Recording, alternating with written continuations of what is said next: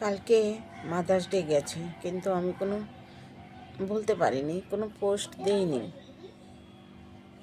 কি দেব, কি বলবো, কিছুই বুঝতে পারছি না। আমার সময়টা বর্তমানে এতটাই খারাপ, বলার মতো কিছুই নেই আমার কাছে। মা যখন ছিল তখনও মাকে কিছু বলতে পারিনি। যতবার মাকে বলতে গেছি মনের কথা, ততবার দেখেছি কেউ না কেউ মাকে ঘিরে কান্না করছে, কিছু বলছে তাদের মনের কথা। ওখান থেকে ঘুরে আড়ালে গিয়ে মুখ ছেপে একা একা কান্না করেছি। আর যখনই কেউ দেখেছে আমি বলতাম, তোমরা কেন মাকে কষ্ট দাও তোমাদের কথা বলে। তারা আমাকে কি বলতো, তুমি তো সুখে আছো, তুমি কি জানবা।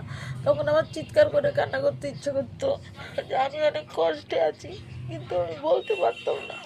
কারণ আমি ফট করে কাউকে বলতে পারি না যে ও মা আমার না এটা হয়েছে, ও মা আমার না এটা হচ্ছে। আমার দিদিরা দিব্যি এসে বলতো মাকে, আর মা কান্না করতো। সেগুলো দেখে আমি বলতে গিয়ে ঘুরে আসতাম, পারতাম না।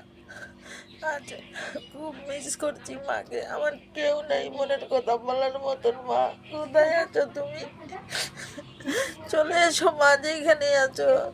কারো মাধ্যমে আসো না, জানি চলে গেলে কেউ ফিরে আসে না, কিন্তু কারো মাধ্যমে তো আসে। অনেকে বলে এরকম হয়, কিন্তু আমার জন্য কিচ্ছু হয় না। আমার খুব কষ্ট হয় মা।